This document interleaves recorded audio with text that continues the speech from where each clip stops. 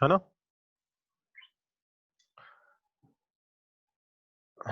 Hello. हाँ sir.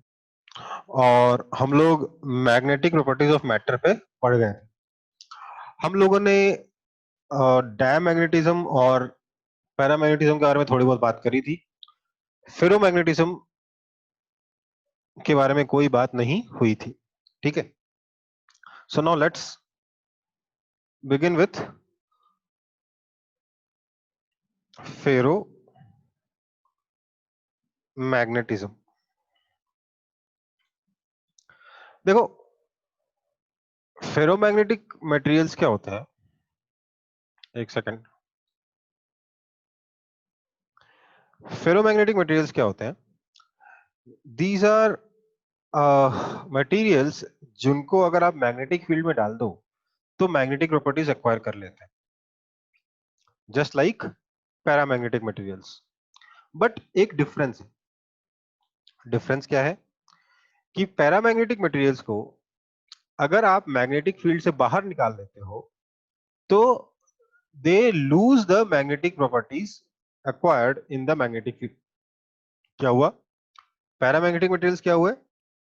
उनको आपने मैग्नेटिक फील्ड में डाला तो मैग्नेटिक प्रॉपर्टीज एक्वायर कर ली, मैग्नेटिक फील्ड से निकाला तो मैग्नेटिक प्रॉपर्टीज लूज कर दी। जबकि फेरोमैग्नेटिक मटेरियल्स क्या होते हैं? ये वो मटेरियल्स हैं जिनको अगर आप मैग्नेटिक फील्ड में डालोगे तो मैग्नेटिक प्रॉपर्टीज एक्वायर कर लेंगे और जैसे ही निकालोगे मैग्नेटिक प्रॉपर्टीज को लूज नहीं करेंगे बल्कि उसको रिटेन कर लेंगे। ठीक है। तो फेरोमैग्नेटिज्म क्या होता है? फेरोमैग्नेटिक मटेरियल्स क्या होते हैं? These are materials that acquire magnetic properties when kept in a magnetic field। ठीक है। ये वो मटेरियल्स हैं, फेरोमैग्नेटिक मटेरियल्स, जो कि मैग्नेटिक प्रॉपर्टीज को एक्वायर कर लेते हैं अगर हम इन्हें मैग्नेटिक फील्ड में रखें तो। ठीक है। And retain their magnetic properties even after removal of magnetic field.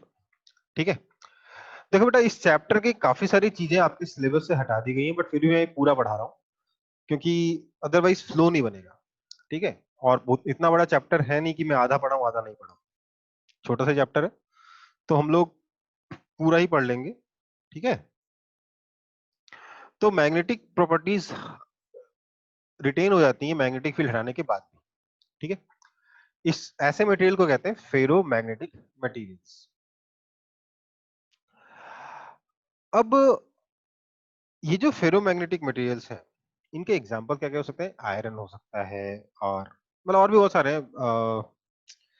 Basically ये वो मटेरियल्स हैं जिनके पास जनरली थोड़े ज्यादा अनपेयर्ड इलेक्ट्रॉन्स होते हैं। ठीक है। इनका बिहेवियर कैसे होता है मैग्नेटिक फील्ड में? हमने देखा था कि जो पैरामैग्नेटिक मटेरियल्स होते हैं उसमें हर एक एटम का जो इंडिविजुअल मैग्नेटिक मोमेंट होता है वो मैग्नेटिक फील्ड अप्लाई करने के बाद मैग्नेटिक फील्ड की डायरेक्शन में अलाइन हो जाता है। ठीक है। जबकि फेरोमैग्नेटिक मटेरियल्स के साथ क्या होता है? अगर मैं कोई भी फेरोमैग्नेटिक मटेरियल ले लूं,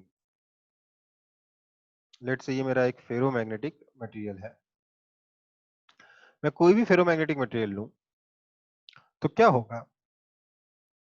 इस मटेरियल में मान लेते हैं अभी भी मैंने जादू किया, मैग्नेटिक मटेरियल अभी का भी बना है, फेरोमैग्नेटिक मटेरियल अभी का भी बना है, तो क्या होगा? हर एक एटम का मैग्नेटिक मोमेंट अलग अलग डायरेक्शन में होगा, है ना। पर due to some random chance क्या होगा, यहाँ पर दो एटम्स ऐसे हैं या दो मॉलिक्यूल्स ऐसे हैं जिनका मैग्नेटिक मोमेंट सेम डायरेक्शन में, दोनों को अलग अलग रिप्रेजेंट नहीं कर रहा हूं, एक साथ रिप्रेजेंट कर रहा हूं। इस वजह से ये दो एटम्स जो अगल बगल में है वो काफी स्ट्रांग हो गए, इनका मैग्नेटिक फील्ड आपस में जुड़ गया, मैग्नेटिक मोमेंट आपस में जुड़ गया, जिसकी वजह से इन लोगों ने अपने अगल बगल वाले एटम्स को इन्फ्लुएंस करना शुरू किया और अगल बगल वाले एटम्स भी सेम डायरेक्शन में ओरिएंट होने लगे। तो हम देखेंगे धीरे धीरे वो एक पूरा एरिया हो जाएगा जिस पूरे एरिया में सारे के सारे एटम्स या मॉलिक्यूल्स का मैग्नेटिक मोमेंट सेम डायरेक्शन में हो। ठीक है। एट द सेम टाइम किसी और जगह पर किसी और डायरेक्शन में दो मैग्नेटिक मोमेंट एक साथ मिल गए अगल बगल वाले एटम में, तो उन्होंने अपने आसपास के रीजन में सारे के सारे मैग्नेटिक मोमेंट को सेम डायरेक्शन में ओरिएंट करवा दिए। ठीक है। अब क्या होगा, सिमिलर चीज हर एरिया में पाई जाएगी और इन अलग अलग एरियाज में क्या देखेंगे हम कि अलग अलग डायरेक्शन में सारे के सारे एटम्स ओरिएंटेड होंगे।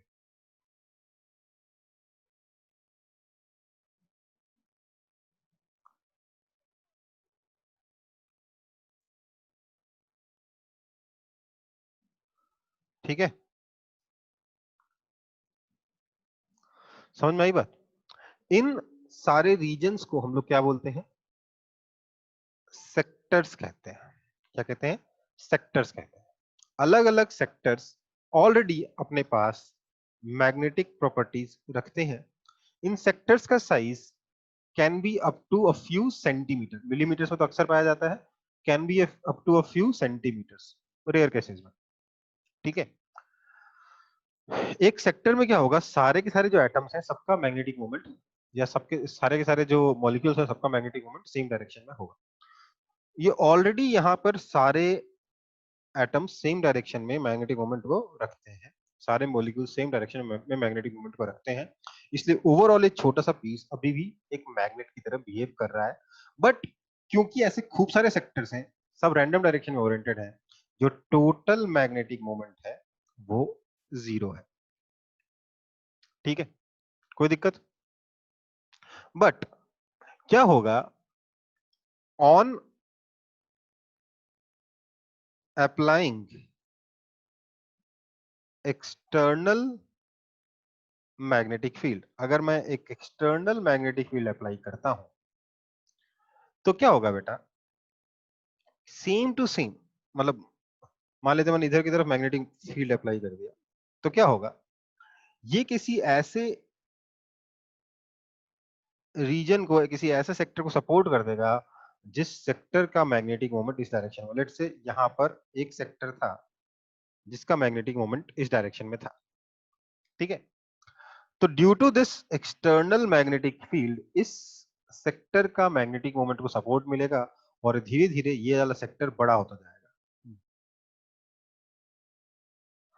जाएगा। और अगर आप बहुत देर के लिए इसको छोड़ दोगे तो यू विल फाइंड कि आफ्टर अ लॉन्ग टाइम पूरा का पूरा जो मटेरियल है वो एक ही सेक्टर में कन्वर्ट हो गया है, जो सेक्टर अपना मैग्नेटिक मोमेंट इस मैग्नेटिक फील्ड के डायरेक्शन में रखता है। तो इस वजह से ये पूरा का पूरा जो मटेरियल है वो मैग्नेटाइज हो जाएगा। And even after removing this magnetic field, क्योंकि अभी एक सेक्टर है, इसके पास अपनी मैग्नेटिक प्रॉपर्टीज रिटेन हो जाएंगी। कोई दिक्कत है किसी को इसमें?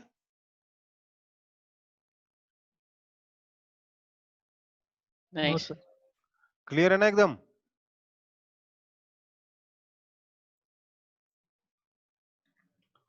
ओके, फिर कॉपी कर लो इसको।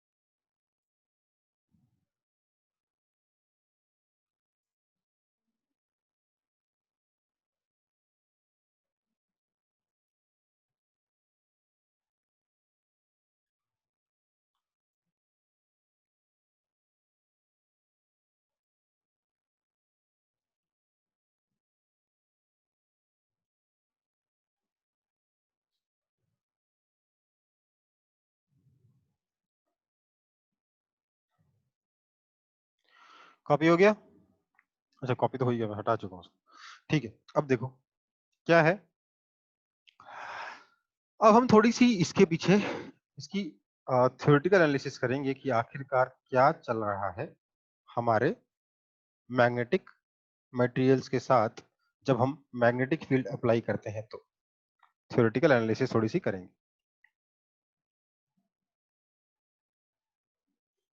ठीक है, क्या होगा बेटा, हमारा कोई भी अगर मैं एक मटेरियल ले लूं, चाहे वो डायमैग्नेटिक हो, चाहे फेरोमैग्नेटिक हो, चाहे पैरामैग्नेटिक हो, इन सबके साथ एक चीज कॉमन होगी। क्या? मतलब इन सबकी जो एनालिसिस है वो सिमिलर होगी। कैसे?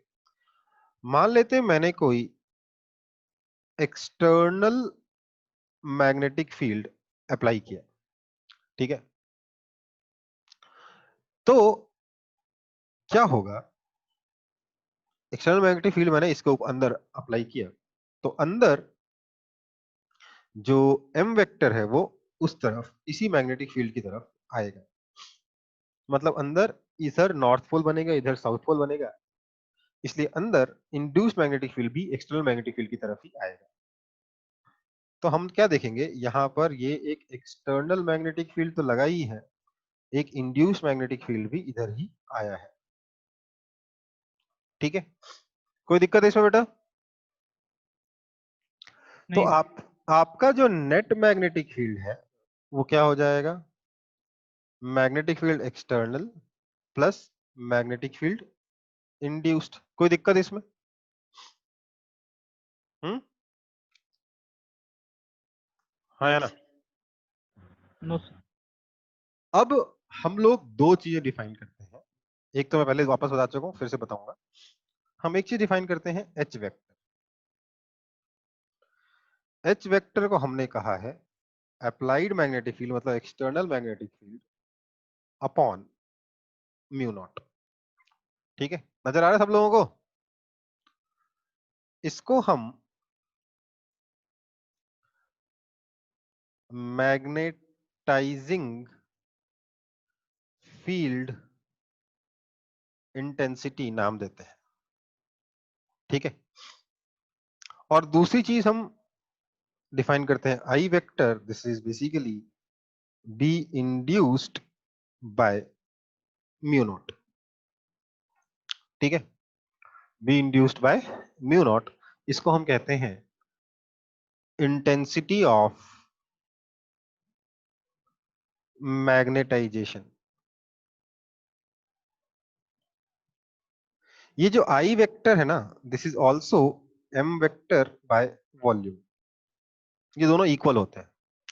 इसको हम प्रूफ करते हैं यूजिंग अ सोलेनोइड। ठीक है, मैं इस क्वांटिटी को और इस क्वांटिटी को एक बार इक्वल प्रूफ करने की कोशिश करता हूं। अगर मैं एक सोलेनोइड कंसीडर करूं, अगर मैं एक सोलेनोइड कंसीडर करूं, तो सोलेनोइड का एम वेक्टर क्या होगा? एम वेक्टर का सीधा फॉर्मूला है आई number of turns into area vector, है ना? हाँ है ना? Yes sir. तो अगर मैं एम वेक्टर बाय वॉल्यूम कर दूं, तो क्या मैं इसको I an area upon area into length लिख सकता हूं? हम्म, तो एरिया और एरिया कैंसिल हो गए। This is basically I into number of turns upon length, so I into small N. ठीक है, this implies m vector by volume is equal to mu naught ni by mu naught, basically b vector by mu naught। हाँ या ना? हम्म, हाँ sir. तो ये भी हाँ आपका इंटेंसिटी ऑफ मैग्नेटाइजेशन है, induced by B induced by mu naught, और magnetic moment by volume same होता है। ये हमें समझना है यहाँ पे। ठीक है, कोई दिक्कत है इसमें?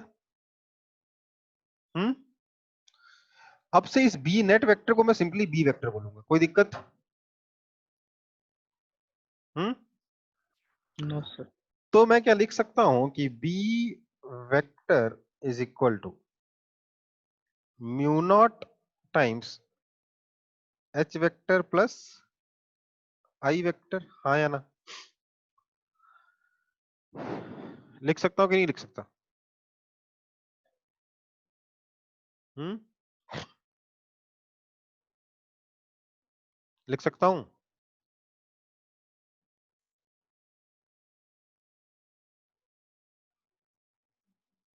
यहाँ को देखो, बी एक्सटर्नल को लिख दिया मैंने म्यू नॉट एच वेक्टर, और बी इंड्यूस्ड को लिख दिया म्यू नॉट आई वेक्टर। लिख सकता हाँ हूँ? सर। ओके, तो B vector is equal to mu naught times H vector plus I vector आ गया। अब मैं अगली चीज लिखूंगा, ससेप्टिबिलिटी।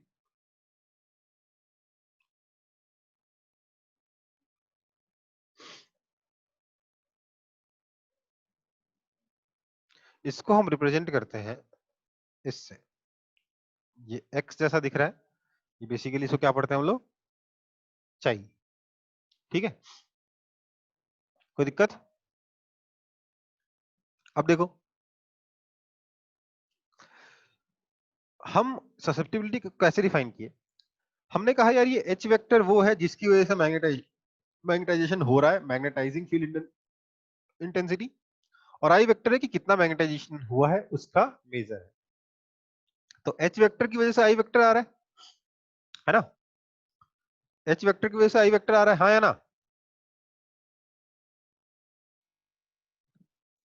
हाँ सर। हाँ एक्सटर्नल मैग्नेटिक फील्ड अप्लाई किया, उसी वजह से बी इंड्यूस्ड है ना? हम्म, हाँ यस सर।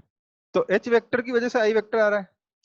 तो हम ये देखना चाहते हैं कि आई वेक्टर कितना आता है जब हम एच वेक्टर अप्लाई करते हैं, तो उसको मेजर करने के लिए हमारे पास एक फिजिकल क्वांटिटी है चाई, जो कि आपके मैग्नेटिक मटेरियल या किसी मटेरियल की प्रॉपर्टी होती है।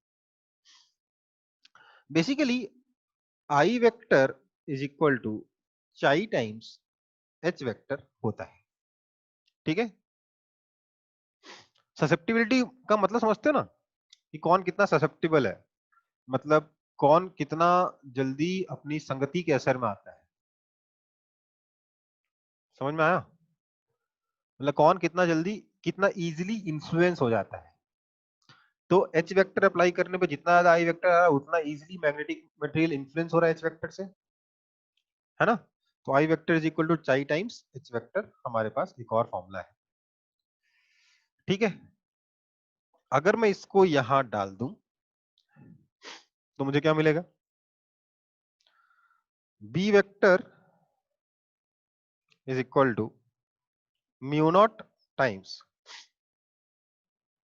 1 plus chi into H vector. ठीक है, कोई दिक्कत इसमें? नहीं नहीं इस सर। इस 1 प्लस चाई को हम लोग म्यू आर कहते हैं। म्यू नॉट क्या था? म्यू नॉट की डेफिनेशन क्या थी? म्यू नॉट का नाम क्या था? Permeability of space. Mu R क्या है? Relative permeability of medium. ठीक है, और mu naught into mu R क्या हो जाएगा? म्यू हो जाएगा। Mu naught into mu R कितना हो जाएगा? Mu is equal to mu naught into mu R, basically this is permeability of medium. ठीक है, जो एप्सिलॉन नॉट के साथ था ना डेफिनेशन, वैसे यहाँ पे परमिएबिलिटी ऑफ मीडियम, और म्यू आर क्या है? Relative permeability of medium. जैसे epsilon naught epsilon R epsilon था ना, वैसे यहाँ पे भी डिफाइंड है। बट यहां पर देख के क्या लग रहा है कि ये जो म्यू आर है ये हमेशा 1 से बड़ा होना चाहिए, क्योंकि वहां पर भी एप्सिलॉन आर हमेशा 1 से बड़ा होता था। लेकिन वहां पर क्या था कि आपका जो इलेक्ट्रिक फील्ड था हमेशा ही अप्लाइड इलेक्ट्रिक फील्ड से कम आता था ना, यहाँ पर मैग्नेटिक फील्ड ज्यादा भी आ सकता है। तो B vector is equal to mu naught into 1 plus chi times H vector, ये आया। अब mu naught into H vector क्या है? बी एक्सटर्नल है, mu R into B external vector. कोई दिक्कत इसमें?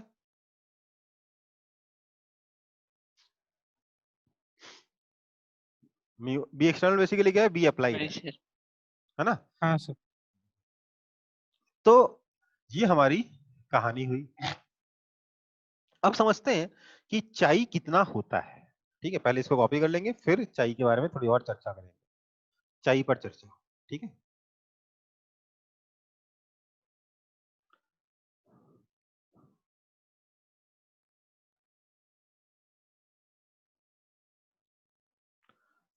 पिक्चर क्लियर है ना आप लोगों को? हाँ सर। ओके।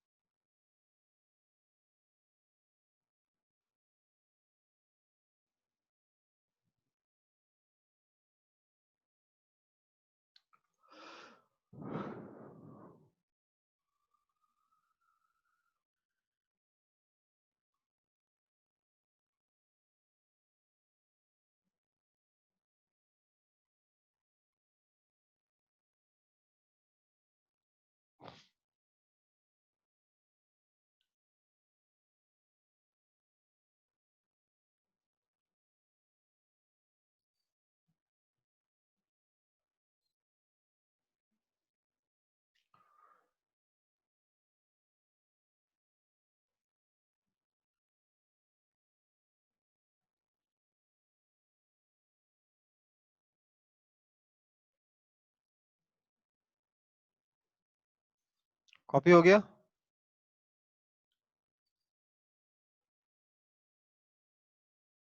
हाँ सर। ओके बेटा, तो B vector is equal to mu R into B external भी आ गया, सब कुछ आ गया। अब देखिए, ये जो चाई है ना, अलग अलग टाइप के मटेरियल के लिए कितना कितना होता है ये समझते हैं। चाई चाई अगर आप बोलोगे कि सर पैरामैग्नेटिक मटेरियल के लिए कितना होता है, तो पैरामैग्नेटिक मटेरियल के लिए 10 टू पावर -3 से लेकर 10 टू पावर -4 की रेंज में रहता है। ठीक है, मतलब बहुत ही छोटा है। तो 1 प्लस चाई भी बहुत छोटा होगा। अगर आप फेरोमैग्नेटिक मटेरियल के बारे में बात करोगे, तो ये 10 टू पावर -3 से लेकर -10 टू पावर -5 की रेंज में ऐसा कुछ रहता है। ठीक है, सॉरी फेरोमैग्नेटिक बोल दिया, ये क्या है? डायमैग्नेटिक। इसके लिए क्या हो गया? चाहे नेगेटिव हो गया। तो इसमें क्या है, आपका जो बी वेक्टर है it is greater than B external vector, जबकि यहाँ क्या हो गया? B vector will be less than B external vector. ठीक है, बट फर्क कितना पड़ा? 1 प्लस चाहिए ना, तो बेसिकली 0.1% का, और यहाँ पे भी 0.1% के आसपास का फर्क पड़ रहा है, मतलब 0.999 और 1.001 वाला अंतर है ना बेटा? कोई दिक्कत है इसमें? तो कोई खास असर पैरामैग्नेटिक और डायमैग्नेटिक में नहीं होता। असर होता है कहाँ पे? फेरोमैग्नेटिक मटेरियल्स के लिए। फेरोमैग्नेटिक मटेरियल्स में ये 100 से लेकर 10 टू पावर 4 तक होता है। 100 से लेकर 10,000 तक होता है। मतलब उस केस में आपका सीधे जो मैग्नेटिक फील्ड है वो 100 टाइम्स से लेकर 10,000 टाइम्स तक इंक्रीज हो जाता है। ठीक है बेटा, इसीलिए जब अगर हमें स्ट्रॉन्ग मैग्नेट चाहिए, अगर हमें स्ट्रॉन्ग इलेक्ट्रोमैग्नेट चाहिए, तो हमें हमेशा अंदर एक फेरोमैग्नेटिक मटेरियल का कोर रखना चाहिए, क्योंकि उसकी वजह से एकदम से मैग्नेटिक मैग्नेटिक स्ट्रेंथ जो है वो 100 टाइम्स से लेकर 10,000 टाइम्स तक इंक्रीज कर जाती है। समझ में आ रहा है हमेशा मैग्नेटिक कोर के ऊपर क्यों बनाया जाता है इलेक्ट्रोमैग्नेट? हम्म, आयरन रॉड के ऊपर वायर को लपेटते हो ना हमेशा, हाँ सर। वो इसलिए किया था क्योंकि फेरोमैग्नेटिक मटेरियल में एकदम से 100 टाइम्स से लेकर 10,000 टाइम्स तक आपका मैग्नेटिक फील्ड जो है या जो मैग्नेटिक मोमेंट जो है वो इंप्रूव हो जाता है, इंक्रीज हो जाता है। कोई दिक्कत है बेटा? और आपका म्यू कितना होता है? 1 प्लस चाहिए, तो सब म्यू आर कितना होता है? 1 प्लस चाहिए। इसमें कोई दिक्कत? हमने यहाँ पे क्या सीखा कि जो मैग्नेटिक फील्ड है एक मटेरियल के अंदर, वो अप्लाइड मैग्नेटिक फील्ड से ज्यादा भी हो सकता है, कम भी हो सकता है। ज्यादा किस किस केस में? पैरामैग्नेटिक केस में ज्यादा होगा, फेरोमैग्नेटिक केस में बहुत ज्यादा होगा, डायमैग्नेटिक के केस में कम हो जाएगा, है ना? समझ में आई बात? हाँ या ना? हाँ सर। अगर मैंने आप लोगों को लास्ट क्लास में बताया था कि अगर आप पैरामैग्नेटिक मटेरियल को मैग्नेटिक फील्ड के अंदर रखोगे तो ये आसपास के मैग्नेटिक फील्ड को अपने अंदर खींच लेता है, क्योंकि इसको अपने अंदर स्ट्रॉन्ग मैग्नेटिक फील्ड चाहिए, है ना? बट सोचिए फेरोमैग्नेटिक मटेरियल क्या करेगा, ये बहुत दूर दूर से मैग्नेटिक फील्ड लाइंस को अपने अंदर खींच लेगा, है ना? क्योंकि इसको 100 टाइम्स 10,000 टाइम्स ज्यादा स्ट्रॉन्ग मैग्नेटिक फील्ड चाहिए। तो अगर आप फेरोमैग्नेटिक मटेरियल के ऊपर मैग्नेटिक फील्ड अप्लाई करोगे तो बहुत दूर दूर की मैग्नेटिक फील्ड लाइंस को भी अपने अंदर खींच लेगा। ये इसका एक स्पेशल प्रॉपर्टी है जिसका यूज हम करेंगे जब हम ट्रांसफार्मर बनाएंगे तब। ठीक है, कोई दिक्कत? नहीं सर। तो इसमें कोई आपत्ति नहीं है ना अभी तक जो पढ़ा हमने उसमें? हम्म। नहीं। तो अगला टॉपिक हमारा होगा उसको क्या बोलते हैं, हिस्टेरेसिस। क्या बोलते हैं? हिस्टेरेसिस। हिस्टेरेसिस मैंने 11th क्लास में आपको पढ़ाया था, पर वो इलास्टिक हिस्टेरेसिस था, ये मैग्नेटिक हिस्टेरेसिस है।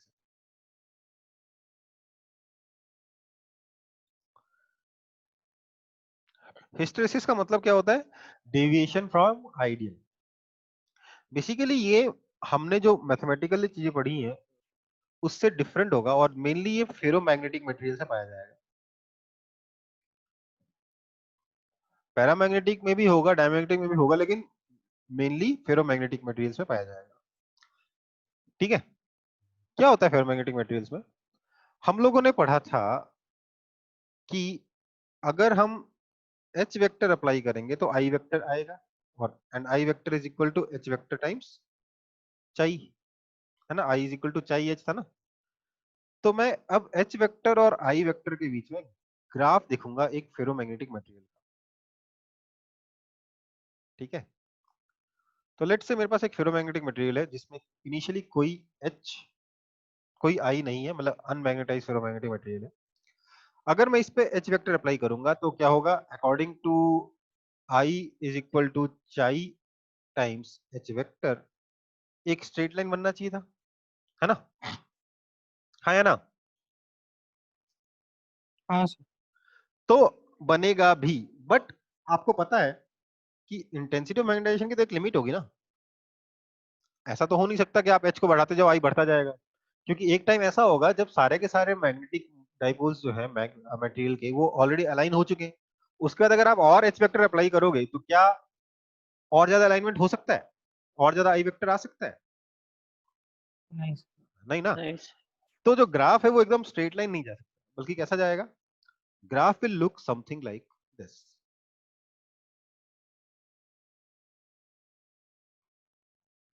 समझ में आ रहा है ना? एक लिमिट से ऊपर तो जा नहीं सकता ना ये वेक्टर।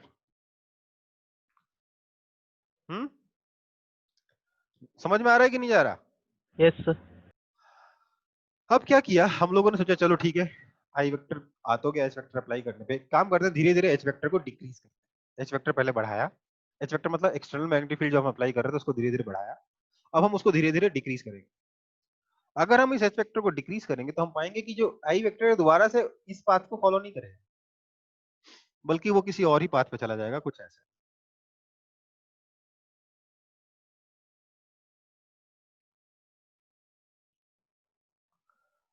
समझ में आया?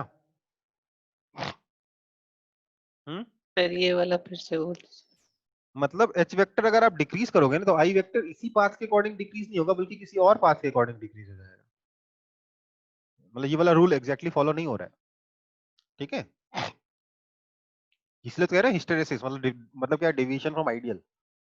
प्रैक्टिकली जब हम करने गए तो ऐसा नहीं हुआ, बल्कि कुछ ऐसा पाया गया, खासतौर से फेरोमैग्नेटिक मटेरियल। और ये फेरोमैग्नेटिक मटेरियल की डेफिनेशन भी काम आएगी कैसे? देखिए जरा, ये जो है ये वो आई वेक्टर है जो कि बच गया even after removing the external magnetic field, है ना? अगर ये नहीं बचता तो ये फेरोमैग्नेटिक कैसे होता? समझ में आ रही बात? हाँ सर। हाँ सर। फेरोमैग्नेटिक मटेरियल की डेफिनेशन क्या है? Even after removing the H vector there should be some I vector, right? So इतना बच गया, इसको मैं कह दे रहा हूं लेट्स से आई नॉट। तो इस आई नॉट को हम क्या बोलते हैं? आई नॉट को कहते हैं रिटेंटिविटी। क्या बोलते हैं बेटा? रिटेंटिविटी। मतलब आई नॉट एग्जैक्टली नहीं है रिटेंटिविटी, बट ये आपको समझने के हिसाब से है कि हाँ, कुछ जो मैग्नेटिक प्रॉपर्टीज बच गई, that property is called retentivity of the medium. ठीक है, तो हमने सोचा अरे ये जो आई वेक्टर बच गया है, आई नॉट वेक्टर बच गया है, इसको हमको हटाना है, हमें इसे डीमैग्नेटाइज करना है। तो क्या करना होगा? उल्टी तरफ एच वेक्टर लगाना पड़ेगा, हाँ या ना? हाँ तो हम लोगों ने उल्टी तरफ एच वेक्टर लगाया, तो हमने देखा कि उल्टी तरफ एच वेक्टर लगाने पे धीरे धीरे करके यहां कहीं जाकर ये आपका मैग्नेटिक प्रॉपर्टी इसने लूज करी है। ठीक है, तो ये जो हुआ, इसको मैं लिख रहा हूं एच नॉट। तो ये जो एच नॉट है, इसको हम क्या बोलते हैं? कोअर्सिविटी या फिर कोअर्सिव फोर्स भी कहा जाता है, कोअर्सिविटी। ठीक है, कितना ज्यादा अपोजिट डायरेक्शन में हमें एच वेक्टर लगाना पड़ेगा to remove I vector is called coercivity. ठीक है, इसमें कोई दिक्कत? Hmm. Sir, I naught straight line से डिक्रीज हो रहा है। स्ट्रेट लाइन से एक कहां कर्व। डिक्रीज हुआ बेटा? कर्व है पूरा का पूरा, सर, आई नॉट के बाद पूरा कर्व है। अभी कर्व। ठीक है, अब देखो, हमने बोला यार थोड़ा एच वेक्टर तो उल्टा लगा ही दिया है, काम करते हैं थोड़ा और लगा के देखते हैं। तो हमने थोड़ा और एच वेक्टर उल्टा लगाया, तो हमने देखा कि अब उल्टी साइड मैग्नेटाइज हुआ, और लेकिन उल्टी साइड के मैग्नेटाइजेशन की भी तो लिमिट है ना। तो इस तरीके से उल्टी साइड के मैग्नेटाइजेशन का लिमिट आ गया। ठीक है बेटा, है ना? और हमने बोला ओके, काम करते हैं, उल्टी साइड वाले मैग्नेटिक फील्ड को डिक्रीज करने की कोशिश करते हैं। तो उल्टी साइड वाले मैग्नेटिक फील्ड को जब डिक्रीज किया, तो देखा कि उल्टी तरफ अब रिटेंटिविटी आ जाएगी। आनी चाहिए थी कि नहीं आनी चाहिए थी? आनी चाहिए थी। हाँ सर। फिर हम लोग इसको सेम काम वापस किए, तो हमने पाया कि कुछ इस तरीके की कहानी अपनी बन रही है। हाँ या ना बताओ? हम्म।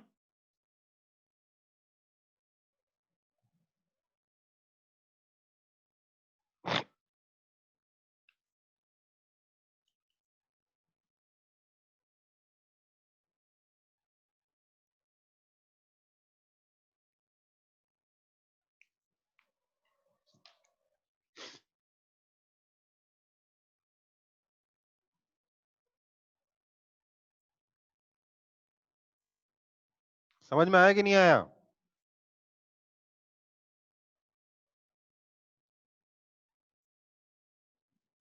यस। हम्म।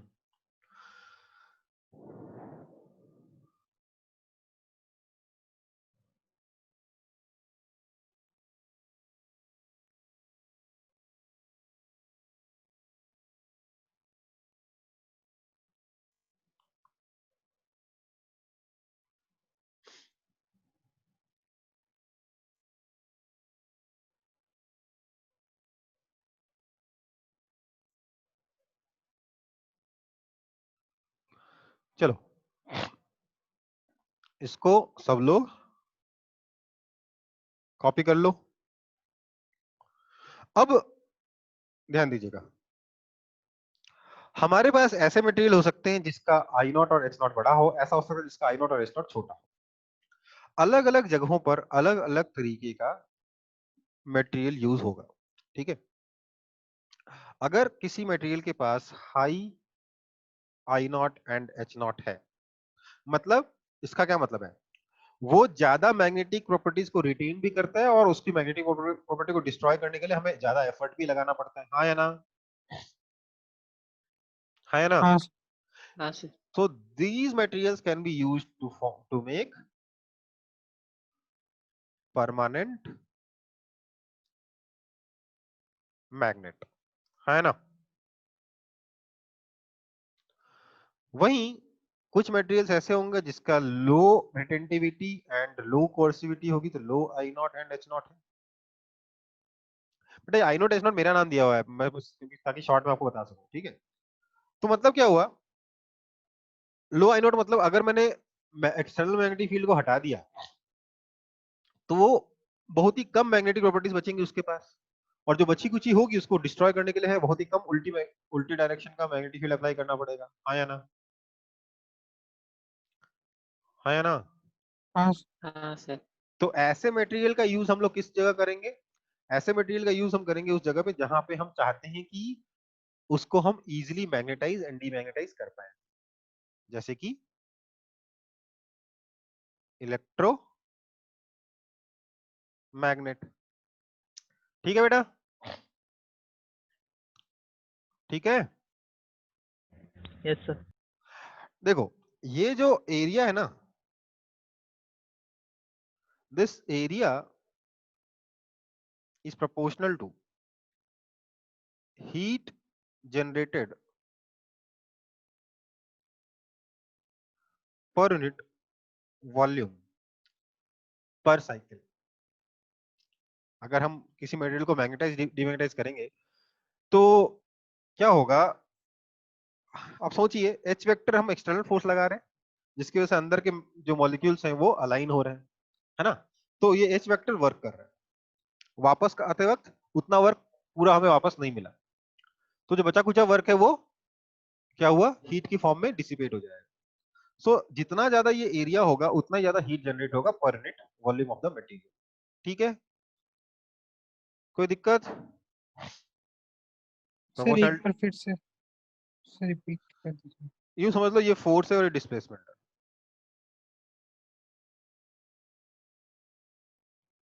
या फिर टॉर्क है, ये एंगल है, इस तरीके, क्योंकि ये अप्लाई किया गया, ये इफेक्ट है ना। तो बेसिकली जितना ज्यादा ये एरिया होगा उतना ज्यादा हमारा हीट जनरेट होगा, तो heat generated per unit volume जो है वो इस एरिया के प्रोपोर्शनल होगा। इसलिए अगर आप इलेक्ट्रोमैग्नेट में ऐसा मटेरियल यूज कर लोगे जहां पर हाई एच नॉट और आई नॉट हो, तो क्या होगा, ज्यादा हीट, ज्यादा एनर्जी वेस्ट होगी, इसलिए हम लोग उसका यूज इलेक्ट्रोमैग्नेट के लिए नहीं करते। इसका एग्जाम्पल क्या हो सकता है, स्टील हो सकता है, और इसका एग्जाम्पल क्या हो सकता है, इसका एग्जाम्पल हो सकता है आपका सॉफ्ट आयरन।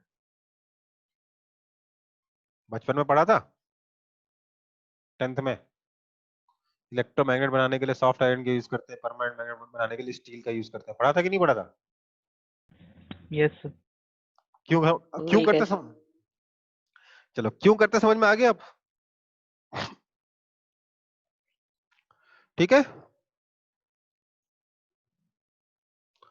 अब देखो एक और टॉपिक है Curie temperature and Curie's point का, वो मैं नहीं पढ़ा रहा हूँ क्योंकि उस सिलेबस में है भी नहीं, बहुत सालों से पूछा भी नहीं गया, और उससे रिलेटेड कोई और टॉपिक नहीं है, तो मैं ये टॉपिक आपको नहीं पढ़ा रहा हूँ क्यूरीज पॉइंट वाला, ठीक है बेटा, कोई दिक्कत। आगे बढ़ते हैं फिर।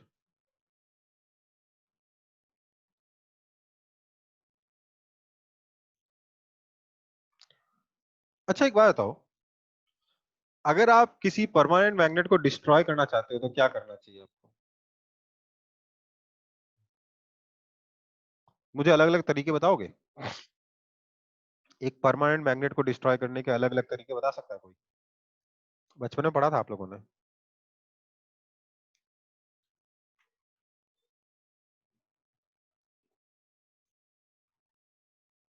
हम्म,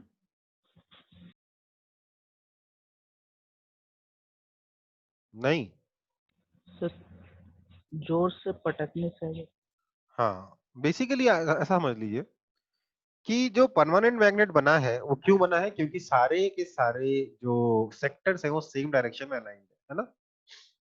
अगर हम परमानेंट मैग्नेटिज्म उसका हटाना चाहते हैं तो हमें चाहिए कि उनको, उनका अलाइनमेंट चेंज किया जाए, उसमें रैंडमनेस क्रिएट की जाए, है ना, हाँ या ना। Yes sir. रैंडमनेस क्रिएट करने के लिए हमें क्या करना है, उसमें वाइब्रेशंस क्रिएट करने हैं। वाइब्रेशंस क्रिएट करने के दो उपाय हैं, या तो उसको गर्म करिए या उसको पीटिए, ठीक है।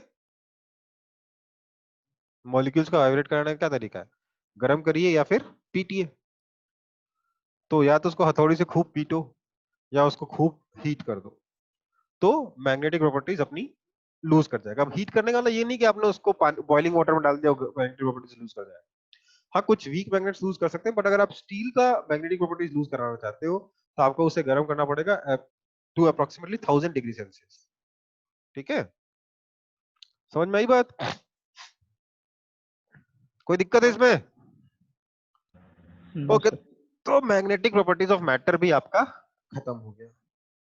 चैप्टर आसान था, छोटा था, इसमें कुछ टॉपिक्स घटाकर पढ़ाने जैसा तो कुछ नहीं था। था क्या?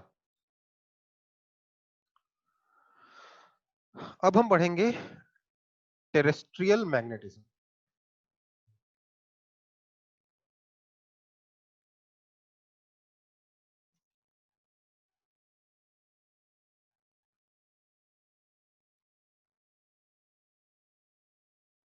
Terrestrial magnetism basically terrestrial magnetism में पढ़ना है हमें? हमें पढ़ना है अर्थ मैग्नेटिज्म या अर्थ मैग्नेटिक फील्ड पढ़ना है। मेनली अर्थ के मैग्नेटिक फील्ड के बारे में बात करेंगे।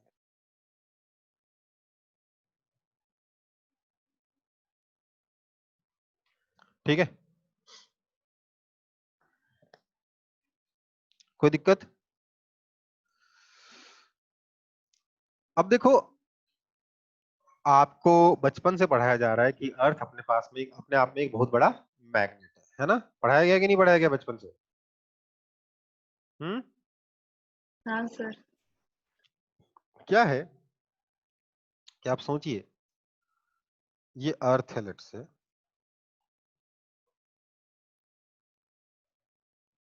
ये आपका नॉर्थ पोल है, ये आपका साउथ पोल है।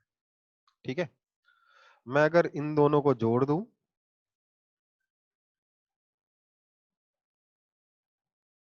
तो ये वाला पॉइंट क्या कहलाएगा? Geographic north.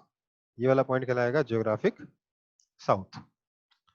आप लोगों ने बचपन से पढ़ा होगा कि अर्थ का ज्योग्राफिक नॉर्थ मैग्नेटिक साउथ है और ज्योग्राफिक साउथ मैग्नेटिक नॉर्थ है। पढ़ा था कि नहीं पढ़ा था?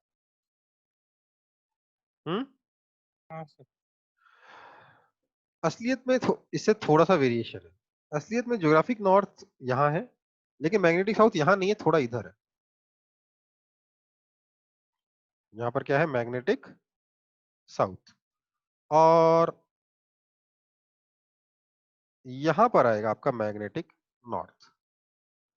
ठीक है बेटा, कोई दिक्कत? ये जो एंगल बन रहा है theta, this theta is approximately 11.5 degree के आसपास है, 11.5 डिग्री के आसपास है। ठीक है, समझ में आई बात?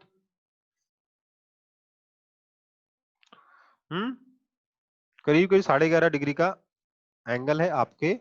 ये आपकी ज्योग्राफिक एक्सिस है और ये आपकी मैग्नेटिक एक्सिस है। इन दोनों के बीच में करीब करीब 11.5 डिग्री का फर्क है। ठीक है, कोई दिक्कत? कोई दिक्कत? नहीं सर। अब क्या होगा? अर्थ के चारों तरफ एक मैग्नेटिक फील्ड क्रिएट होगा, क्योंकि आपका यहाँ पर एक बड़ा सा मैग्नेट रखा हुआ है अर्थ के सेंटर पे। तो इस मैग्नेट का मैग्नेटिक फील्ड अर्थ के सरफेस पे हर तरफ फील होगा, है ना? तो इसका डायग्राम बनाना थोड़ा मुश्किल है मेरे लिए यहाँ पर, तो मैं आपको बुक का डायग्राम दिखा दे रहा हूँ।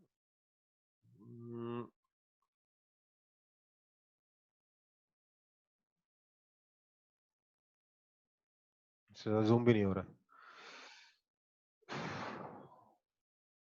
क्या होगा? बेसिकली जो मैग्नेटिक नॉर्थ है वहां से मैग्नेटिक फील्ड लाइंस निकलेगी और घूमकर मैग्नेटिक साउथ की तरफ ऐसे एंटर कर जाएंगे अर्थ में, है ना? हाँ या ना? ये मैग्नेटिक एक्सिस है टेढ़ी वाली, और सीधी वाली ज्योग्राफिक एक्सिस है। कोई दिक्कत? Hmm no sir. नहीं सर। अब देखो जरा, अगर आप ध्यान से, तो अगर मैं नदर्न हेमिस्फेयर में देखूं तो मैग्नेटिक फील्ड जो है वो हल्का सा हॉरिजॉन्टल से नीचे की तरफ झुका हुआ है कि नहीं झुका हुआ है? नीचे की तरफ झुका हुआ है कि नहीं झुका हुआ है? इस डायग्राम उतना क्लियर नहीं है, बट नदर्न हेमिस्फीयर में क्या होगा, ये आपका हॉरिजॉन्टल है, होराइजन है, और आपका जो मैग्नेटिक फील्ड है, मान लेते हैं आपका इधर ज्योग्राफिक नॉर्थ है, इधर आपका ज्योग्राफिक साउथ है। मुझे पता है कि ज्योग्राफिक नॉर्थ साउथ ऊपर नीचे मुझे बनाने चाहिए, बट मैंने ऐसे बना दिया। तो जो मैग्नेटिक फील्ड है ना, वो थोड़ा सा नीचे की तरफ ऐसे झुका होता है। ठीक है, कोई दिक्कत?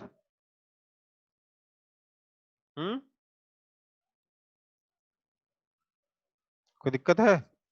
नहीं ये आपका बी वेक्टर है।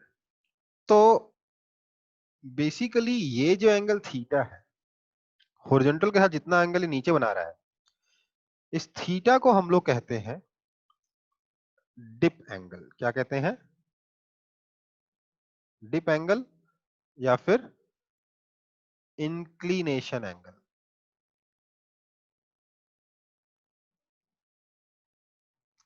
ध्यान दीजिए। अच्छा,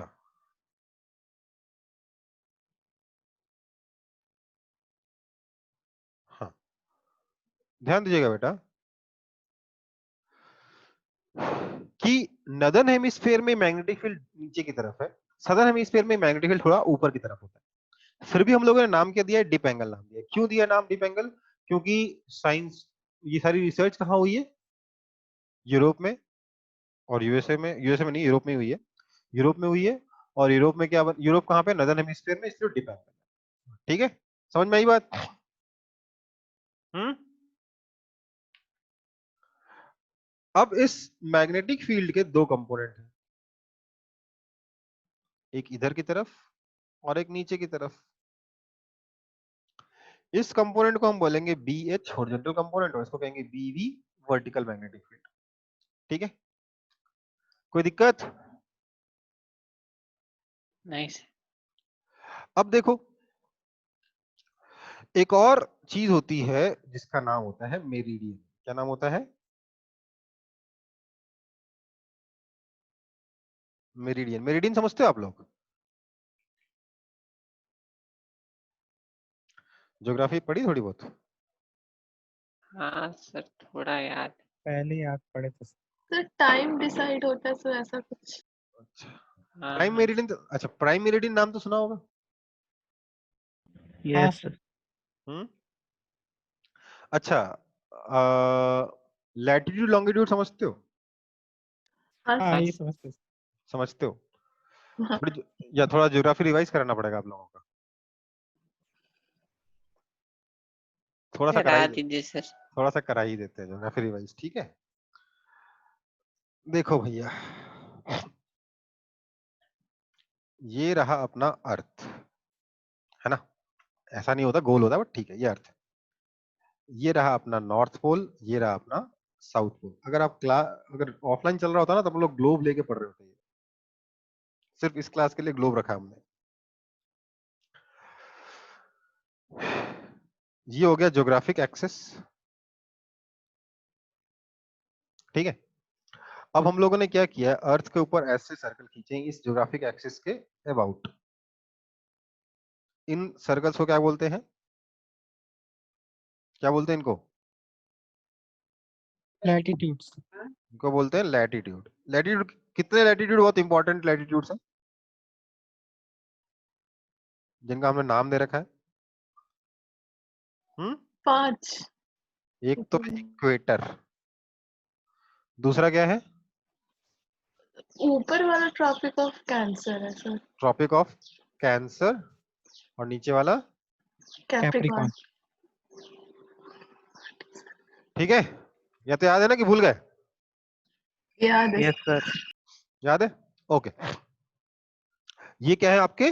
लैटिट्यूड्स हैं। These are latitudes. लैटिट्यूड्स कितने हैं? अगर हम हर एक डिग्री पे एक लैटिट्यूड बनाते हैं तो कितने लैटिट्यूड्स हैं टोटल? 180। 180 लैटिट्यूड्स आते हैं। ठीक है, वही अगर हम लॉन्गिट्यूड दूसरे की बात करें तो दूसरी लाइंस क्या होती है? ऐसी जो कि नॉर्थ पोल और साउथ पोल को ऐसे जोड़ती है। इनको क्या बोलते हैं? लॉन्गिट्यूड्स। क्या बोलते हैं इनको? लॉन्गिट्यूड्स, है ना? कितने इंपॉर्टेंट लॉन्गिट्यूड जानते हो आप?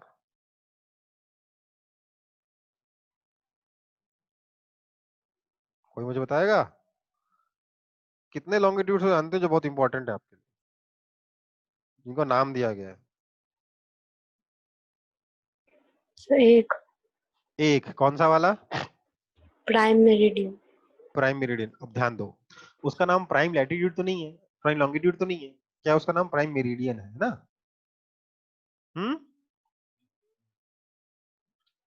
लॉन्गिट्यूड्स। अच्छा मुझे बताइए, लॉन्गिट्यूड्स अगर हर एक डिग्री पे बनाऊंगा तो कितने लॉन्गिट्यूड्स होंगे?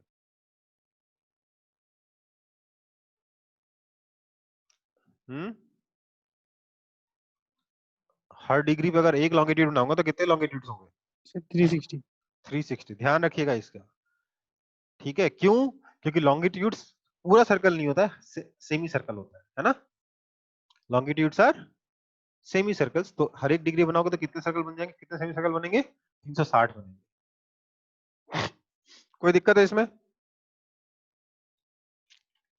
No sir. ओके, अब देखो,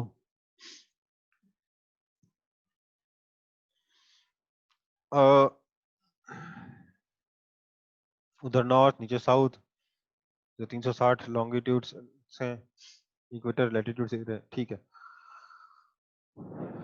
अगला हमारा पार्ट होगा,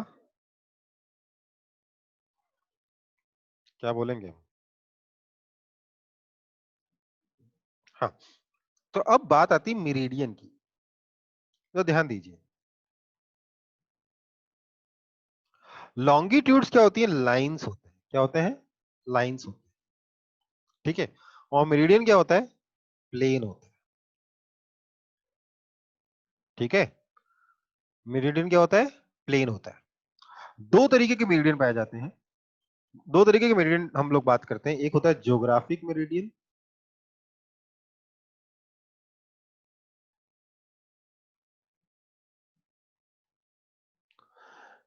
ज्योग्राफिक मेरिडियन आप किसी भी पॉइंट पे, अर्थ के किसी पॉइंट पे आप ड्रॉ कर सकते हो। इट्स अ प्लेन containing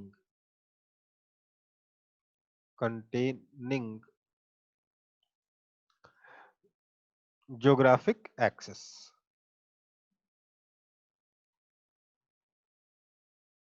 सोचिए, मैं अर्थ के इस पॉइंट पर ज्योग्राफिक मेरिडियन बनाना चाहता हूं, तो मेरे पास एक लाइन है और एक पॉइंट है, क्या एक प्लेन बन जाएगा कि नहीं बन पाएगा? हम्म हाँ ब- सर। हाँ सर। बनेगा ना? हम्म वैसे ही हमारे पास दूसरा मेरिडियन होता है, कौन सा? Magnetic meridian. इसकी डेफिनेशन क्या होगी? These are planes containing magnetic axis, ठीक है? मतलब यहां पे आपका मैग्नेटिक साउथ है, यहां पे आपका मैग्नेटिक नॉर्थ है, तो ये आपका हुआ मैग्नेटिक एक्सिस, है ना? इन दोनों के बीच में एंगल कितना है? 11.5 डिग्री। इस पॉइंट को और इस मैग्नेटिक एक्सिस को कंटेन करने वाला प्लेन क्या कहलाएगा? मैग्नेटिक मेरिडियन कहलाएगा। समझ में आ रहा है? समझ में आ रहा है कि नहीं आ रहा? हाँ यस सर। सर। आपका जो मैग्नेटिक फील्ड है, it will lie in geographic meridian में लाई करेगा कि मैग्नेटिक मेरिडियन में लाई करेगा?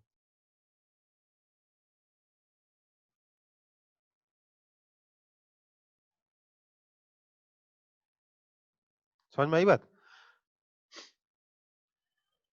मतलब इस पॉइंट से इस मैग्नेटिक नॉर्थ साउथ की तरफ जाएगा ना, ज्योग्राफिक नॉर्थ की तरफ थोड़ा ना जाएगा मैग्नेटिक फील्ड, हाँ या ना? हाँ सर। तो जो मैग्नेटिक फील्ड है it will lie in the magnetic meridian पे। अच्छा अब मुझे बताओ इस मैग्नेटिक मेरिडियन और ज्योग्राफिक मेरिडियन के बीच में एंगल कितना होगा? सो 11.5 ही होगा। बिल्कुल नहीं। Angle between geographic meridian and magnetic meridian is different at different points. समझ में आई बात?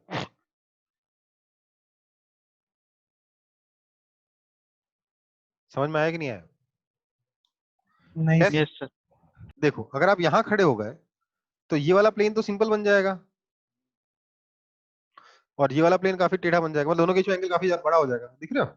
अगर आप एकदम मैग्नेटिक मेरिडियन के पास में आसपास चारों तरफ घूमोगे तो मान लीजिए मैग्नेटिक नॉर्थ है साउथ है, इसके आसपास एकदम आप 1 मीटर पे से गोल गोल घूम रहे हो तो मैग्नेटिक मेरिडियन तो फटाफट फटाफट चेंज होता जा रहा है, जबकि ज्योग्राफिक मेरिडियन जो है वो ऑलमोस्ट कांस्टेंट ही रहेगा।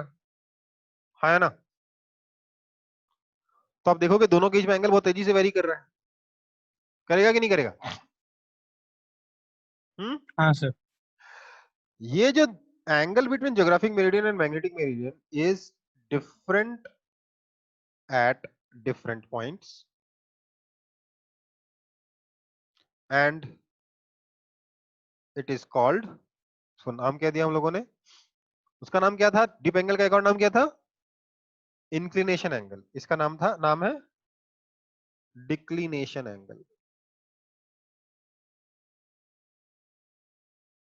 ठीक है बेटा, कोई दिक्कत?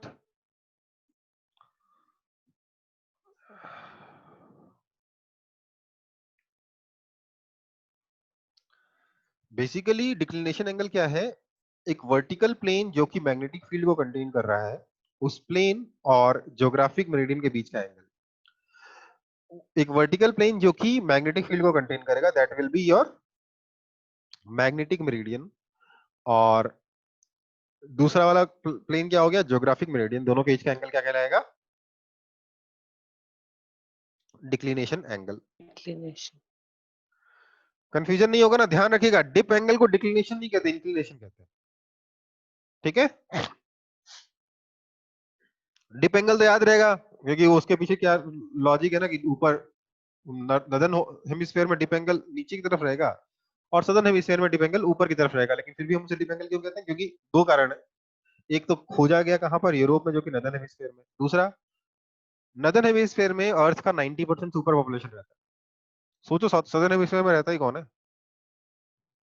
इंडिया चाइना तो नदर्न हेमिस्फीयर में हो गया, यूएसए नदर्न हेमिस्फीयर में हो गया। सदर्न के लिए बचा कौन? ऑस्ट्रेलिया और न्यूजीलैंड। हम्म इंडिया में हर साल 2 ऑस्ट्रेलिया पैदा हो जाते हैं। ठीक है बेटा?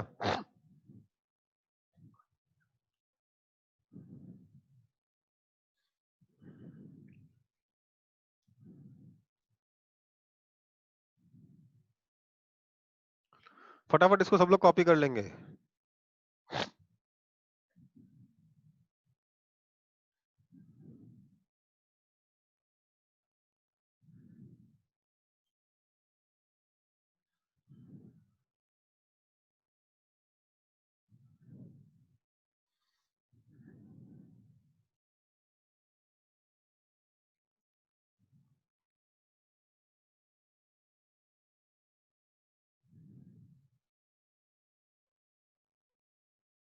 अच्छा कोई मुझे बताएगा अर्थ अपनी एक्सिस में कितने एंगल से टिल्टेड है?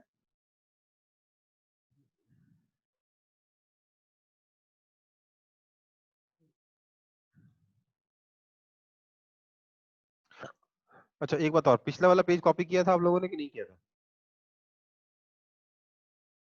No, sir. तो भी कर लो। अच्छा कोई मुझे बताएगा अर्थ अपनी एक्सिस पे कितने एंगल से टिल्टेड है?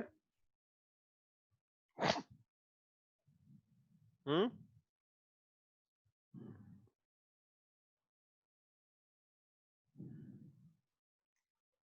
किसी को नहीं मालूम?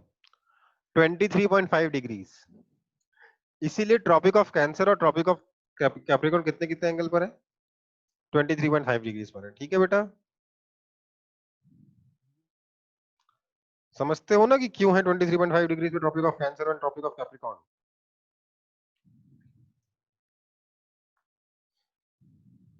नहीं समझते हो, कोई बात नहीं।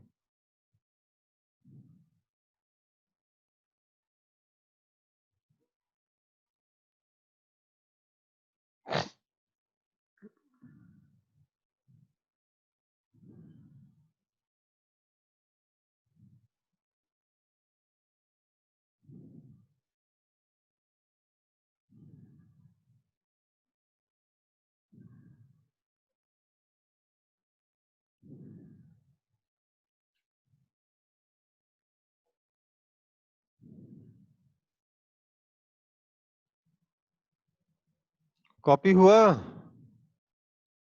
हाँ सर। हाँ सर। मुझे लगा आप लोगों को ये 23.5 डिग्री याद होगा, इसलिए मैं बता दूंगा 11.5 डिग्री ऑलमोस्ट उसका आधा है। अब ये भी याद कर लोगे, बट कोई बात नहीं। 23.5 तो याद होना चाहिए ना यार, बहुत इंपॉर्टेंट नंबर है ना। चलो एक और चीज बताता हूँ बेटा, ये जो 11.5 डिग्री ना, ये लगातार चेंज होता रहता है। मतलब ये जो मैग्नेटिक साउथ है ना, इसकी लोकेशन लगातार वेरी कर रही है। वेरी करने का मतलब ये नहीं कि आज अलग है कल अलग है। वेरी करने का मतलब ये है कि डेकेड्स में या फिर सेंचुरीज में 1 डिग्री 2 डिग्री 5 डिग्री का फर्क आ जाता है। ठीक है, समझ में आई बात? अभी कितना है? 11.5 डिग्री। बस एक चीज और समझ लो, अर्थ का जो ज्योग्राफिक नॉर्थ की तरफ मैग्नेटिक साउथ है और ज्योग्राफिक साउथ साउथ की जगह मैग्नेटिक नॉर्थ है, ऐसा हमेशा नहीं था। ऐसा हमेशा नहीं था। इनफैक्ट कुछ स्टडीज ने प्रूव किया है कि अर्थ का ज्योग्राफिक सॉरी मैग्नेटिक नॉर्थ और मैग्नेटिक साउथ आज तक करीब करीब 170 बार या 180 बार, मुझे ठीक से नंबर याद नहीं है, इंटरचेंज हो चुका है। मतलब पूरा का पूरा मैग्नेटिक साउथ घूम के इधर आ गया, मैग्नेटिक नॉर्थ घूम के इधर चला गया, इतना वेरिएशन है।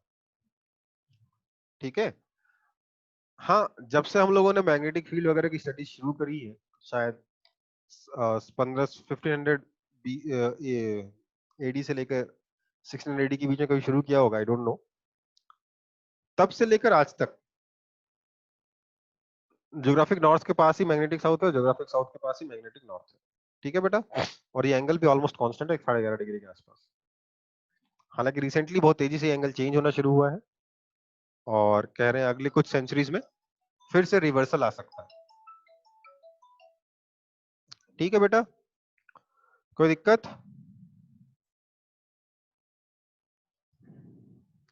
ये भी कॉपी कर लिया सबने? हाँ सर। ठीक है, तो अब बात उठती है कि हम कैसे मेजर करेंगे आपका इंक्लिनेशन एंड डिक्लिनेशन एंगल। ठीक है, सो मेजरिंग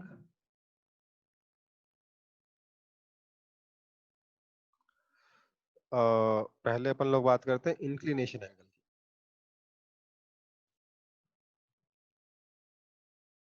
इंक्लिनेशन एंगल किसको कहते हैं? Dip angle. अच्छा, तो मेजरिंग डिक्लिनेशन एंगल करते हैं, बहुत आसान है क्योंकि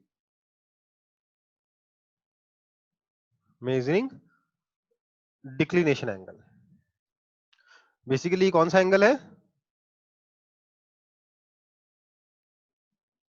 कौन सा एंगल है? Angle between geographic meridian and magnetic magnetic. Meridian. क्या है? बहुत सिंपल है। लेट्स से इधर आपका ज्योग्राफिक नॉर्थ है, इधर आपका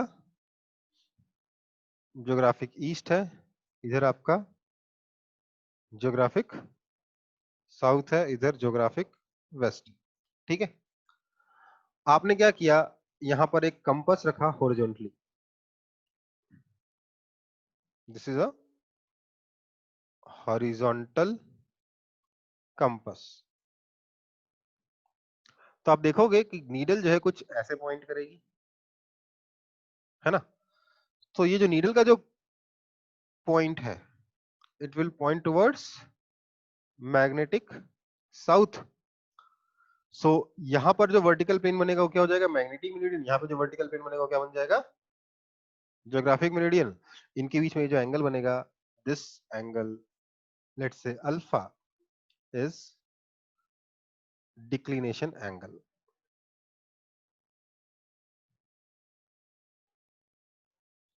हाँ या ना?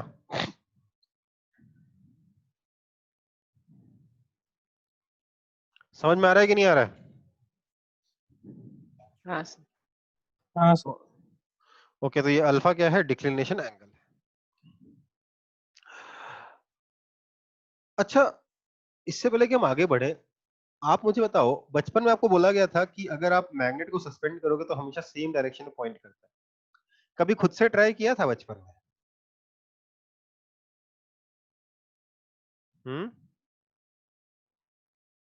नहीं sir.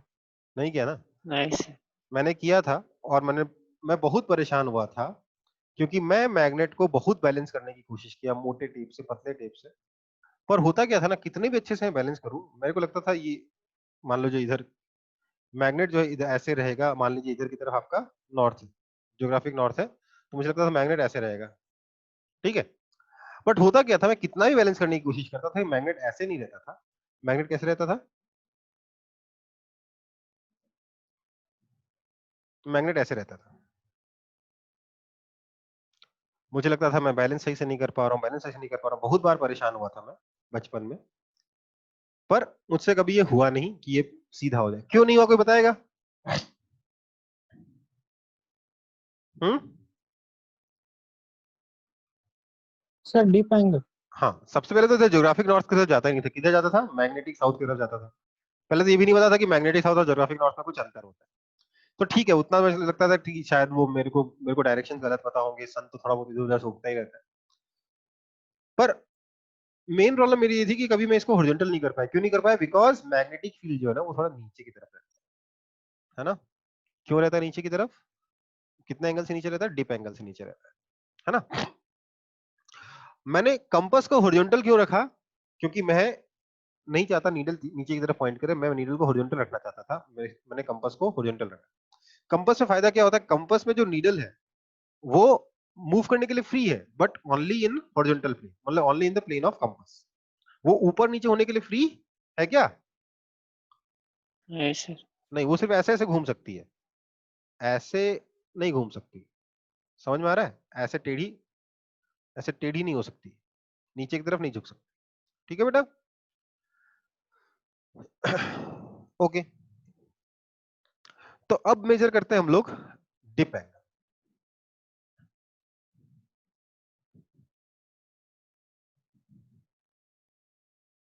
Measuring dip angle.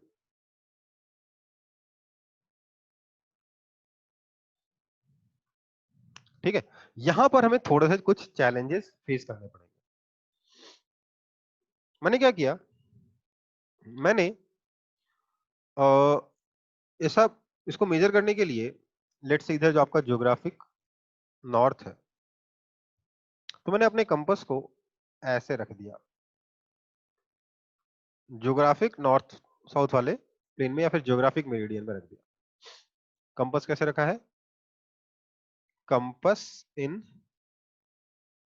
Geographic meridian रख दिया।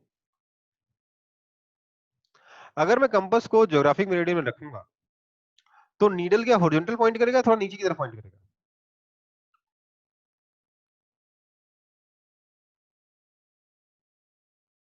हम्म? अच्छा, इधर ज्योग्राफिक नॉर्थ था, मैं सही लिखा था पहले। नीडल हॉरिजॉन्टल पॉइंट करेगा कि नीचे की तरफ पॉइंट करेगा थोड़ा सा? क्या हुआ?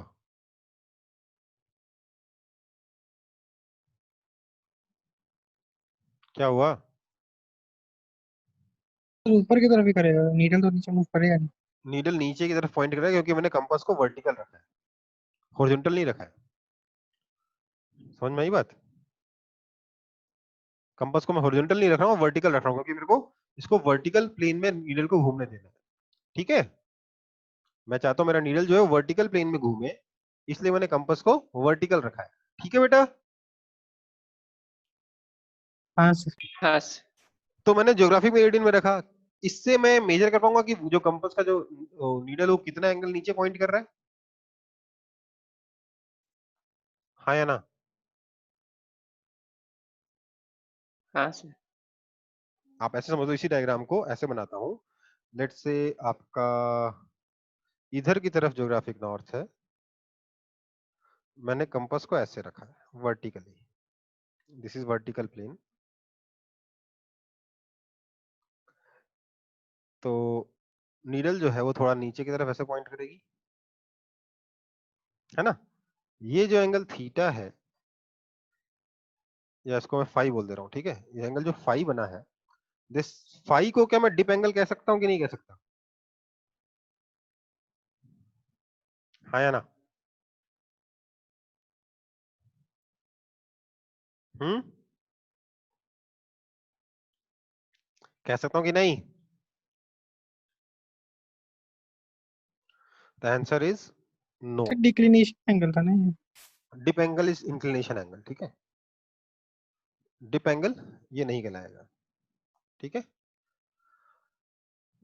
अगर आप डिप एंगल मेजर करना चाहते हो तो आपको कंपास को ज्योग्राफिक मेरिडियन में नहीं बल्कि कहां रखना होगा, मैग्नेटिक मेरिडियन में रखना होगा। Place compass in magnetic meridian. कैसे रखोगे? मैग्नेटिक मेरिडियन में रखोगे। समझ में आई बात? ज्योग्राफिक मेरिडियन में रखने से काम नहीं चलेगा, मैग्नेटिक मेरिडियन में रखोगे। मैग्नेटिक मेरिडियन में मान लेते हैं इधर की तरफ है आपका मैग्नेटिक साउथ, ठीक है। तो बेसिकली आपका जो बी वेक्टर होगा वो ऐसे होगा, है ना? अगर आप कंपास को ऐसे रखोगे तो अब ये मैग्नेटिक फील्ड की डायरेक्शन में एग्जैक्टली पॉइंट कर पाएगा, है ना? तो ये वाला जो एंगल है ये theta, this theta is your dip angle. समझ में आई बात, हाँ या ना? Yes sir. ये जो थीटा है ना, जब आप मैग्नेटिक, ये आपका सही होगा तब मेजर कर पाओगे। अगर आप मैग्नेटिक मीडियम में रखोगे, किसी और प्लेन में रखोगे तो नहीं होगा। बेसिकली आपको मैग्नेटिक फील्ड के प्लेन में रखना होगा, मैग्नेटिक फील्ड के वर्टिकल प्लेन में रखना होगा। कोई दिक्कत है इसमें? कोई दिक्कत है? नहीं सर। ओके, तो इसको कॉपी कर लेंगे फटाफट। ऊपर वाला पोर्शन कॉपी किया है कि नहीं? चलो पहले ऊपर वाला कॉपी कर लो, फिर नीचे वाला कॉपी कर लो। अच्छा, इसको कॉपी करने की जरूरत नहीं, सिर्फ आपको समझा रहा था मैं।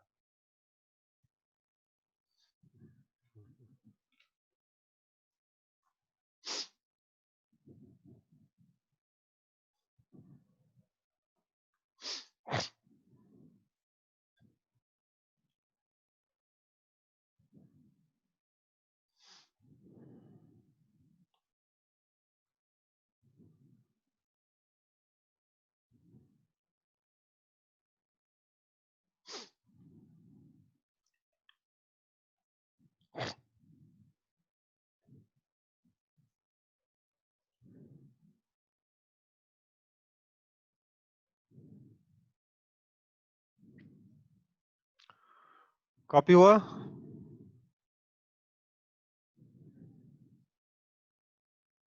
हाँ सर। ओके, आगे बढ़ता हूं फिर। इसको कॉपी कर लेंगे अब, डिप एंगल के मेजरमेंट को।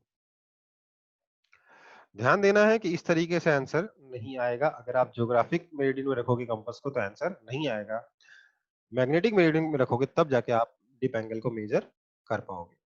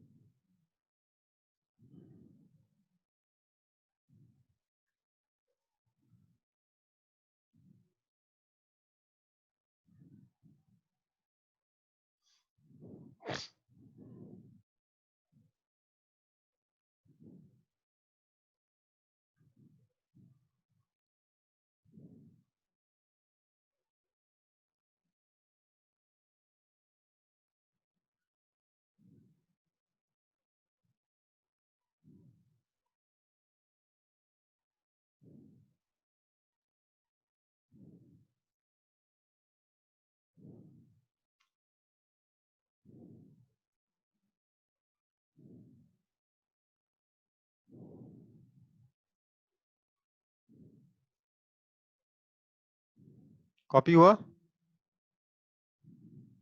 हाँ सर। अच्छा, HC वर्मा सब लोगों के पास है? हाँ सर। तो HC वर्मा में टॉपिक है मेजरमेंट ऑफ डिप। ठीक है, उसके लिए एक डिवाइस बना रखा है, उसमें 2 कंपास लगते हैं। Measurement of dip. HC Verma से आपको ज्यादा कुछ नहीं देखना है, उस डिवाइस का अगर आप डायग्राम भी देख लोगे आपको समझ में आ जाएगा क्या करना है। चाहो तो उसको पढ़ भी सकते हो। समझ में आई बात? उतना डिटेल में नहीं है, आपको नहीं पढ़ना है। बट बेसिकली वो क्या करता है कि मैग्नेटिक मेरिडियन किधर तो पता नहीं ना, उसके लिए एक कंपास और लगेगा, है ना। एक कंपास को हॉरिजॉन्टल रखेगा, जिसका जो नीडल है वो किधर पॉइंट करेगी, मैग्नेटिक मेरिडियन में। दूसरे कंपास को वर्टिकल रखेगा उस नीडल के प्लेन में। ठीक है, समझ में आया? नहीं समझ में आया तो डायग्राम देख लेना वहां से। ठीक है, एक बार डिवाइस का समझ में आ जाएगा एक बार। ठीक है, अब अगला टॉपिक है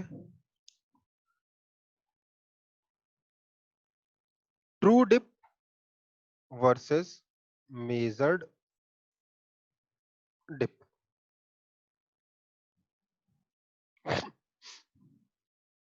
क्या होता है बेटा कि अगर आप डिप एंगल मेजर कर रहे हो तो आपको बार बार कह रहा हूं मैं, कंपास को वर्टिकली रखना होगा। किस प्लेन में? मैग्नेटिक मेरिडियन प्लेन में। बार बार कह रहा हूं।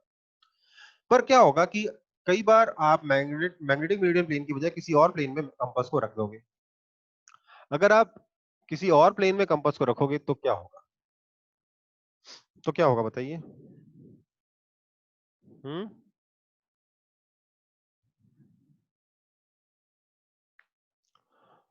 तो आपका जो मेजर डिप होगा वो डिफरेंट होगा।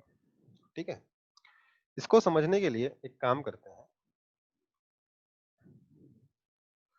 मान लेते हैं कि ये आपका प्लेन ऑफ कंपास है। ये क्या है आपका?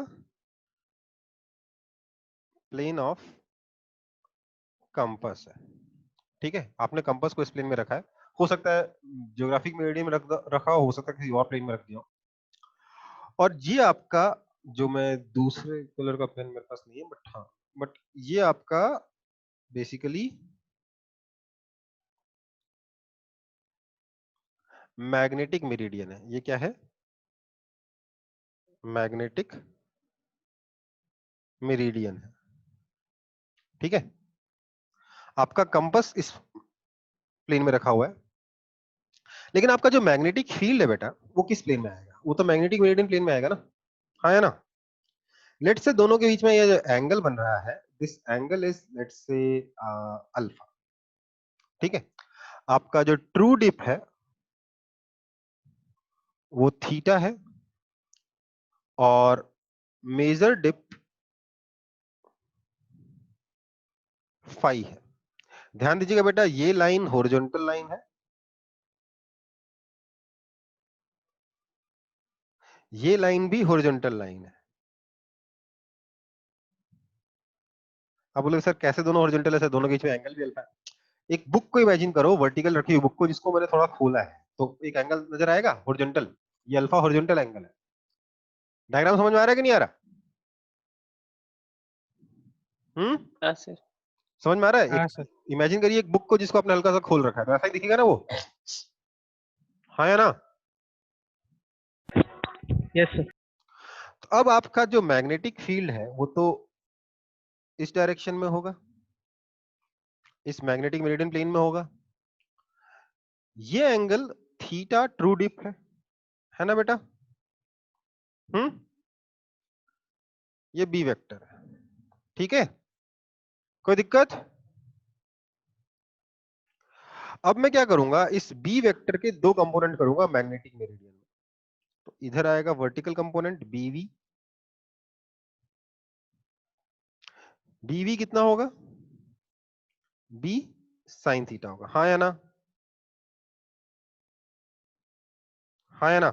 समझ में आ रहा है? हाँ सर। हाँ सर। और एक होगा बी एच, वो कितना होगा? B cos theta.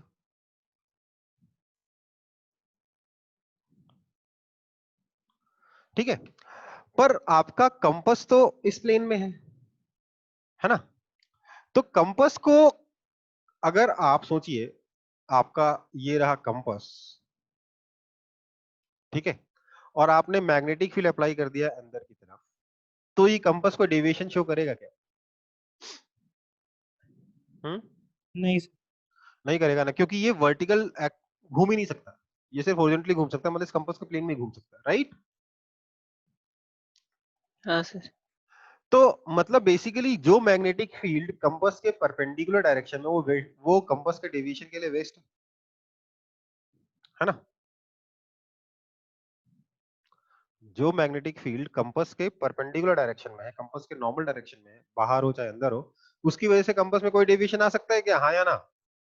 नहीं सर। नहीं सर। तो ये जो BH है, इसके अगर मैं दो कंपोनेंट करूं, एक कंपोनेंट कर दूं इस प्लेन ऑफ कंपास में, तो ये कितना हो जाएगा? BH cos अल्फा, और दूसरा कंपोनेंट इस प्लेन ऑफ कंपास के परपेंडिकुलर आएगा ऐसा, this is BH sin alpha. हाँ या ना? हाँ या ना? हाँ सर। हाँ सर। तो अगर मैं कंपास के प्लेन में बात करूं, यहां तो सब मैंने सिर्फ कंपोनेंट करके दिखाया, अगर मैं सिर्फ कंपास के प्लेन के बारे में बात करूं, कंपास के हिसाब से बात करूं, तो कंपास के हिसाब से तीन चीजें, एक तो लग रहा है इधर की तरफ कितना, BH cos alpha x axis पे, नीचे की तरफ लग रहा है कितना, वर्टिकल डाउनवर्ड डायरेक्शन में BV, और एक इस प्लेन के परपेंडिकुलर लग रहा है कितना, BH sin अल्फा। आप मुझे बताइए, इन तीनों में से कोई ऐसा मैग्नेटिक फील्ड है क्या जिसकी वजह से कंपास में कोई डेविएशन नहीं आएगा? तो BH sin alpha. Sir BH BH। BH sin alpha ऐसा है ना, इसकी वजह से कोई डेविएशन नहीं आएगा। बेसिकली कंपास का डायरेक्शन क्या होगा, कंपास और नीडल का डायरेक्शन क्या होगा, वो इस डायरेक्शन में होगा कि नहीं होगा, कंपास का नीडल? हाँ या ना? This is needle of compass. हाँ या ना?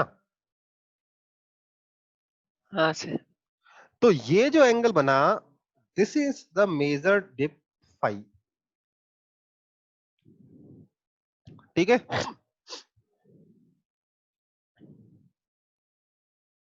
कोई दिक्कत?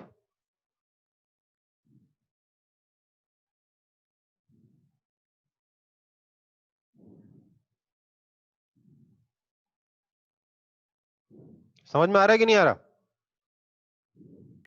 Yes sir. समझ में आ हाँ रहा है? सर। पक्का?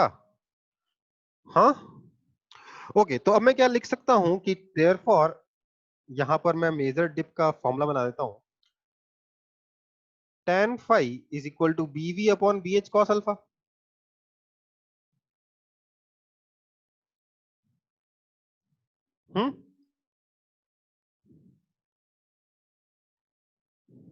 हाँ या ना?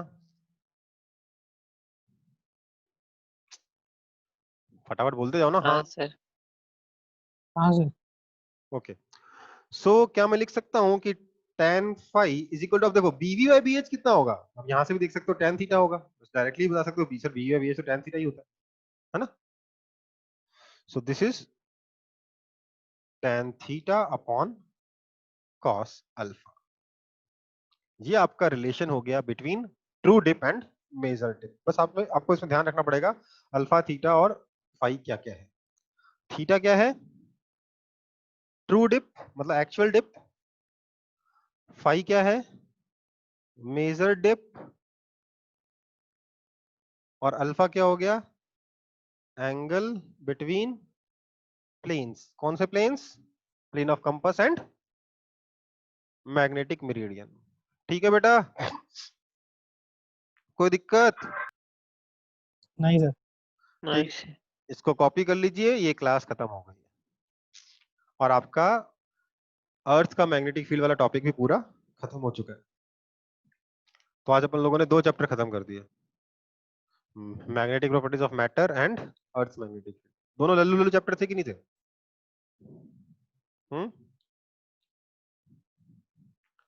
चैप्टर नहीं, टॉपिक से मैं चैप्टर की तरह पढ़ाता हूँ। दोनों आसान है ना?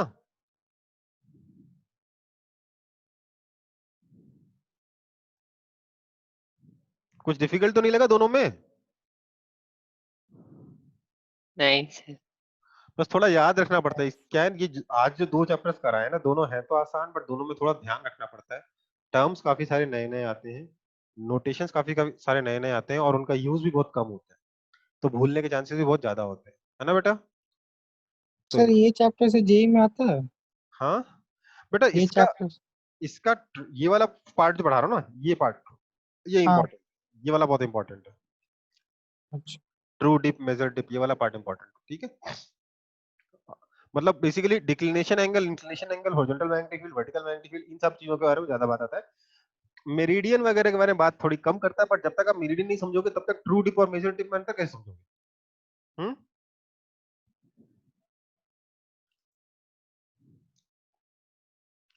अच्छा, एक टॉपिक बचा हुआ है अपना, क्या?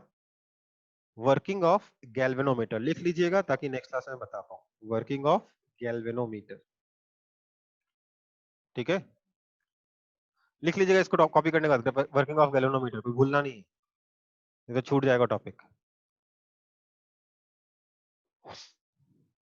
गैल्वेनोमीटर ऐसे अमीटर बनाना आता है, वोल्टमीटर बनाना आता है, लेकिन गैल्वेनोमीटर कैसे वर्क करता है ही नहीं मालूम अभी तक, है ना? अच्छा, नेक्स्ट टेस्ट कब है आपका फिजिक्स का? Saturday sir. सैटरडे। इस बार का जो टॉपिक मैंने बता रखा है क्या? हाँ सर, इलेक्ट्रोस्टैटिक्स। ठीक है, ये आखिरी बार इलेक्ट्रोस्टैटिक्स हो रहा है। इसके बाद से क्या लेंगे हम लोग? कैपेसिटेंस, फिर करंट इलेक्ट्रिसिटी, या दोनों एक साथ ले लें, कैपेसिटेंस एंड करंट इलेक्ट्रिसिटी? नहीं सर, अलग अलग। अलग अलग, ठीक है।